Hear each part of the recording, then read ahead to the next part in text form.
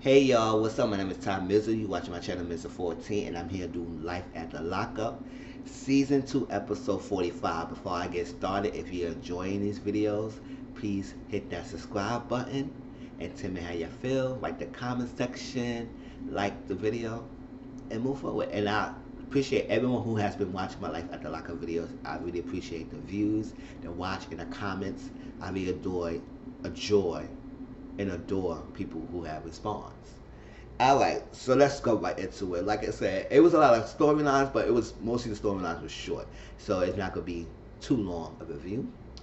Alright, this is my second take doing this video because I did it again. Before, I didn't like it. It came fuzzy, and I hate that fuzziness of the videos. So I got to redo it again. Alright, so Cheryl and Josh, you know the aftermath of Tina slapping Cheryl. Cheryl's mad, Tina's mad, Josh is in the middle. He don't know what to do. He gonna let them say what they have to say and stay out of it. He don't know what to say. Cheryl don't want to stay there anymore. I say, yeah, you don't want to stay there anymore. You shouldn't stay there. I don't know why you came down there all the way down there if you don't have a place to stay with him. So it is what it is. I ain't going further with that because it wasn't much. He ain't say much. They all mad. That's that. Next, Clint. Clint want to get his goddess out. He want to get his goddess out so bad because he need his goddess. He miss her. He didn't miss her for like an hour, and after that he said, "Oh, I need my girlfriend out. I need her out. It's good." He went to talk to his mother. The mom was doing laundry. She folding clothes up, and he said, "Ma, I let you know. I came to let you know that I'm gonna bond Tracy out." She said, "Clint, come on, Clint. Really? What we gonna take, Clint? What it gonna take, Clint? What is it gonna take, Clint? You know she gonna do this again. You know she gonna do this again. It keep going and keep going and keep going and keep going. She bought her out. She go back. Bought her out. You go back. Go back. Go back. When it gonna end, Clint? Cause it's too much. I can't take it. Your dad can't take it. A lot of us can't take it. The viewers can't take it. What it gonna take?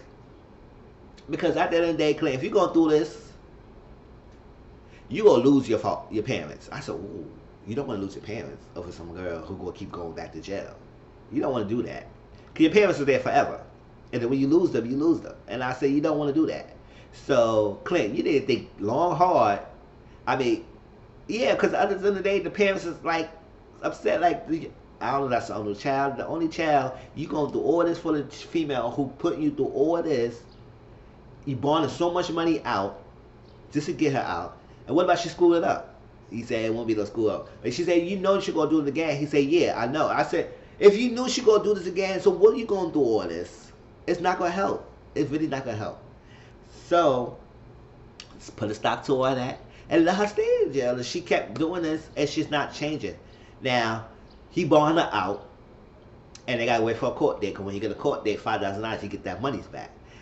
So at first, when she got released, she didn't want the production there. And then 2 weeks later, so that's when they got in the house. And she talked about how it feels good to be in the home, in her own bed. A lot of people screaming and shouting and stuff. And she got to do what she need to do. She going to try to get help and everything. And he's all happy. She said all the right things. And he's all smiling in like a lost puppy, sitting in like he just got his fix. Like, he's all... Like he said, you can tell he's looking lost puppy, like all love and everything, hugging up this Tracy. I said, oh no, I wish we believe her. But based on the previews they show, it looked like she's still gonna do what she gonna do. She said, oh, well, I'm scared of police. Call the police. Call the popos. I ain't scared of popos. I said, oh girl, Tracy, what is going to call them? So hopefully she does get the help she gets, so she won't keep going back to jail. But she go back and go to court case, she could spend up to 20 years in jail. So we'll see how that goes between those two. All right. Let's go Brittany and Marcelino. So Brittany, now that her things are stable now with Marcelino and stuff, and her parents down there where she's at and help her take care of her kids and stuff, she wants to find out her first 2 kids that she had when she was a teenager. They are 13 and 11 years old now. So it's like, but they are adopted. So they have legal guardianship somewhere else. So it's going to be a tough process of finding the adoption and everything. But she said she was going to talk to Chris so she could find out, see what she could do to get her first 2 kids. or see her first two kids, whatever she needs to do to see her first two kids. That was taken away from her. So when she went down to see the lawyer said, was the kids taken away from you voluntarily, involuntarily, or you volunteer the adoption? She said it was involuntary because she was incarcerated and she was a teenager at the time.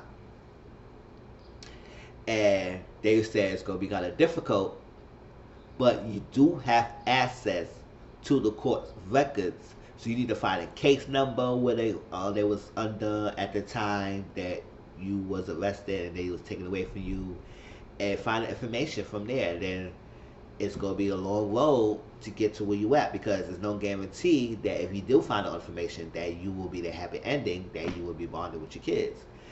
Maybe the legal guardians, it's up to them to decide whether or not they were willing to have you talk to the kids, see them, whatever. They the parents.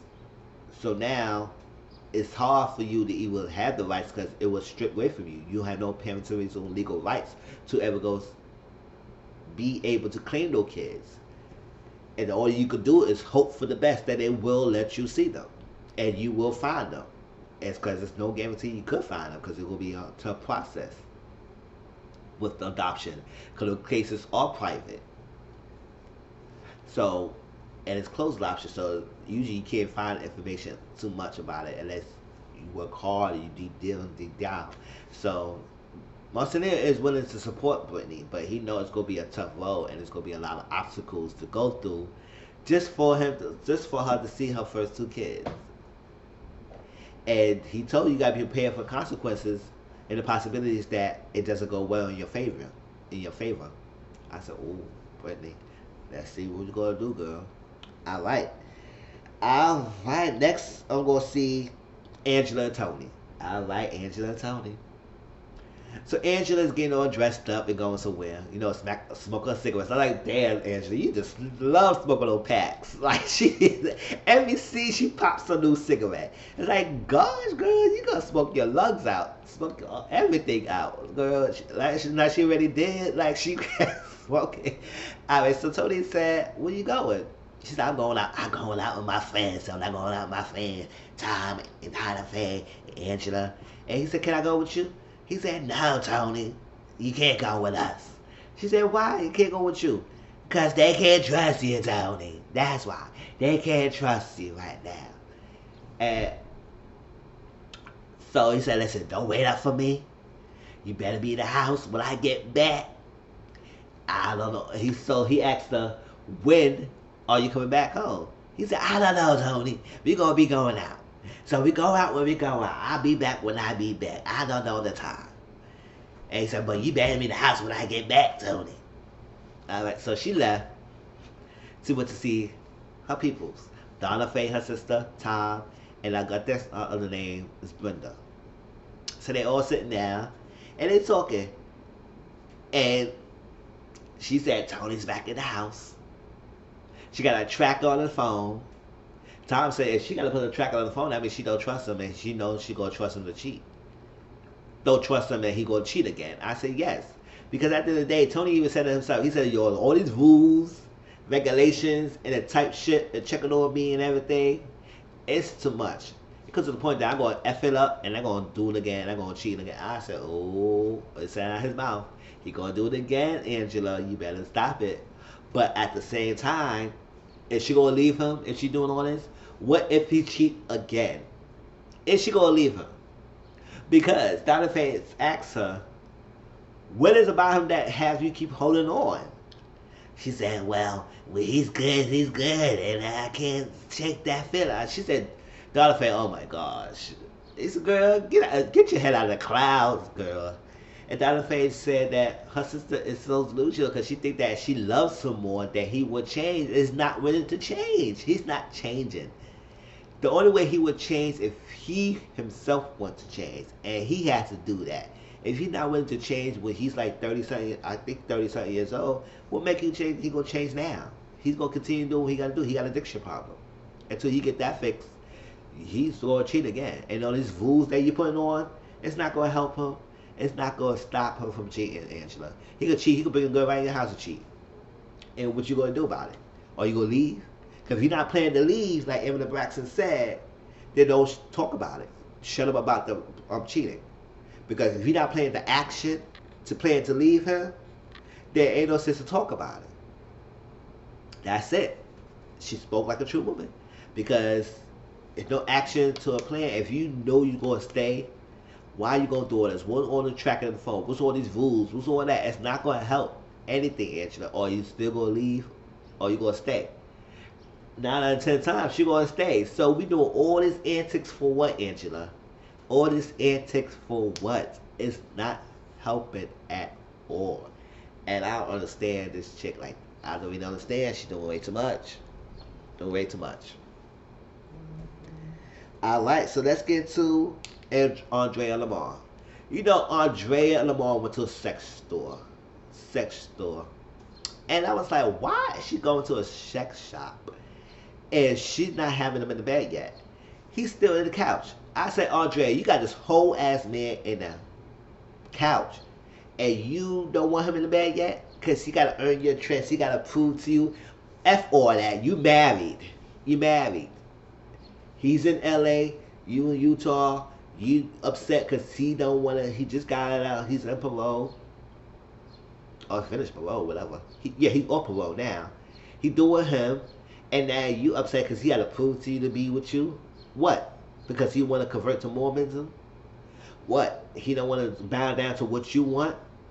Girl, F that. If you was willing to do illegal stuff to have sex and conceive in the freaking closet in the jail cell, why not bump and grind in your freaking own bed? Like, come on now. It's right there in the house. If you horny, get it. So what? You don't have to. You can still go back to the house, get the sex, and just go back. Like, come on. Oh my gosh. So she going to all the sex store, get him all riled up. He said, oh, Tony, Lamar think he going to get easy access for all this sex store, toys and stuff like that. But he still got to prove it to me, so it's not going to be easy. I said, then what you go to a store for? What's that? Buying vibrators, buying whatever you bought at the store for what? Because she said the sex life is important in the relationship. So it's important in the relationship, but yet you're not giving him anything. Right now, he's in the house and he's still on the couch. You're not giving him anything. So how important is the relationship? You just want to tease him and think he can bow down to what you want, and it's not happening. And you upset that he has a strong mind and he can't falter in what you want him to think. So then she took him to a Bible reading with her Mormon friends. I said, oh my gosh, you think this will go out well? So soon as they walk in, he said, what's up, y'all want some beer? What's going on? Y'all want some? They said, no. He started already. I said, it is what it is. Hospitality. Beer, drink, juice, what you want? You gonna sit there and just try to read to me? I can read. Like he said, I can read this. I see this. But that to me, I'm gonna accept it because Mormonism is not for black people in his opinion. He said it's not for us. It's not. So you going through all this for what? I read my spirituality. I accept you for your Mormonism. I accept you for what you do. I accept you on this or that. I'm not trying to knock you. But don't try to make me, convert me into what you want because I'm not going there. I'm not here for it. And I'm here for them all. I said, if he's not willing to accept y'all's word, if he's not willing to listen now and hear y'all side of point of view of y'all spirituality, y'all religion, then it's a done deal. Y'all can't force anyone. Religion is one of the things that you cannot force someone to accept them unless they want to go along with the ride. So, Andrea, you married this man for what? You know he probably was not going to be into it. And you know straight off the bat that he's not down for it. So, all this intervention y'all were trying to have with him, he said, oh, it's not us for the plan to attack. But at the same time, it's still like interrogation because y'all trying to tell him, oh, I'm just trying to tell you, we're trying to get here, and I'm trying to say this. Mormons saved my life. I was down and out, and when I heard the word Mormons, this Andrea, it saved me and everything. So now she contemplating a divorce because he don't want to convert. Basically, that's what I got from it. Y'all tell me any other reason why? Because he didn't want to do this, she's really contemplating divorce with him. I said, yeah, find somebody who's doing Mormonism with you. And you most likely will find a white man, because ain't no black person going and trying to do that. Unless you find another black Mormon. We'll see. We'll see. But that was what Andrea Lamar. So I said, okay, girl, you get that divorce. You get that divorce. Because you see, now, it's like the biggest problem, issue with y'all was the distance. It was not about that. But now, It's that. Now you gotta trust him again. Now you want him to be Mormon. So you want him to be all this for you. And I said no. He could accept it. He could appreciate it, tolerate it, but you can't make him fall for that. You can't make him want to do that. If he telling you stop pushing me into this, I'm not gonna accept that. It's not my spirituality. It's not my belief. Don't force him. You gonna accept him for his belief, just like you want him to accept it for yours. I like Andrea. Don't try to make him do what you want. That was that. Last but not least is Megan, Michael, and Sarah. So Megan met in the park with her friend B. And basically she said that since that hotel meet up and when he left, there was no communication with Megan. I said, all right then, so you know. You know, because he don't care for no woman who freaking all up on his neck. He could do all this stuff to a woman, but if she does this, that's a done deal. And he don't want this. And now another reason why he don't really want Megan and he don't care for Megan like that is because he got this girlfriend Maria. Maria is mature, and he would like to go to his girlfriend and say, I want a threesome, and she got to be able to be okay with it. So Maria is that. I said, so you like Maria because, not because of her maturity. I said, what makes her mature? For what? You just said that you want a woman who agreed to do threesomes. So you can invite another woman in the bed and she be okay with it. And that's the love of your life right there. This is a person you're going to build a future with because she freaking dicky like that. That's what you want. That's what it is she's own. But don't come here and act like you all was sanctified and Holyfield and act like you all great to the tissues and you the good catch when all you giving is sex. Because that's all I'm seeing is all these females falling for is like, what logic is this reason for I believe that they falling for you? They're falling for you. You're a player. You don't have your priorities straight. You don't be there for your kids like you say you want to be there. So what is it? What is it? Because it got Maria who's okay to do threesomes. That's all you say. You said nothing else about Maria. You said mature and she be able to do threesomes. Okay, whatever. So Maria tells us she got Maria in a hotel. He said, just communicate with me. Let me know what's going on. He said, cool. He went to go see his kids. Upon arrival on Viana, the 4 years old, she started crying right away. She started crying. She saw that and she cried. And I said, oh, that's not a good feeling to you be seeing your kid cry and run in front of you. So she had to console on Viana, give her a minute. She said, Michael, give me a minute. She said, well, that's my daughter. Why I got in a minute? I said, give her a minute because the daughter's crying. She crying because of you. So give them a minute. And she calmed down. She will calm down. He holds the youngest baby, his younger daughter, in his hand. The baby's all cute and doesn't want to be, don't even know what's going on. But Ariana knows things. Because Ariana be asking Sarah questions. When daddy gonna come see me? Do he like me? All this. I said, that's crazy for a 4 years to be asking this question. But they do ask these questions. And it's hurt you as the parent who got to answer these questions and be there and try not to make sure your kid is all right. Because the deadbeat dad don't want to be there for part of the kids. So they talking. Viana told her, can I have my Nana, her great-grandma, to come get her? And Sarah called her grandma to come get Viana to stay with her. Not because she didn't think that Michael was going to come. So Viana cried. She thought Michael was going to take her, everything. So she said she wanted to show daddy her bathing suit and go in the pool and stuff, play with the daddy. So she went to get a tool and play with the toys, and that's when her Nana came and got her. That was that. So they sat down. He said, oh, I want to go do all this craziness with Sarah. I know my rights. You're going to try to not me have me see my kids. Yes, you got rights. That's a father, yes. But you got to be there for them. You haven't been there. Because she would have taken you to court. She could have took you to child support. She could have taken you for anything if she wanted to take you. But she didn't do that. She's trying to work it out with you. Now, he's saying them to say, she said, oh, where you staying at? What's going on? What's my stuff? He said, we're going to see my kids. I said, I don't trust you to see around his kids. I said, I don't trust him either about his kids either. He haven't been there. He said, oh, well, I don't have to answer anything to you. I said, if you're going to take her kids away, you got to tell her what she need to be and who you with. Yes, you do need to answer that. Don't come in and act like you or, nuh-uh. So he said, yes, I got a female who stayed with me in a hotel with me. And she said, so you going to take my kids and go stay in a hotel with a beat that I don't even know her? And she said, and I met it in the hotel. And that's how the episode ended. But I said, Mike, you got some damn nerves. You got some damn nerves to act like you all this. So he said something that was like, okay, if I want this bad guy and everything like that, why you want me around the kids? I said, because that's your kids, boy. You created them. You have to be there for the kids, not for her, for the kids. You ready so Rihanna ready to cry in front of you. That should be this testament to show you that something is going on. You gonna ghost the next day like Sarah said? I said, whatever. I ain't like that line. I said, make a boy bye.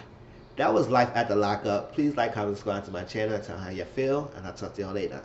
Peace.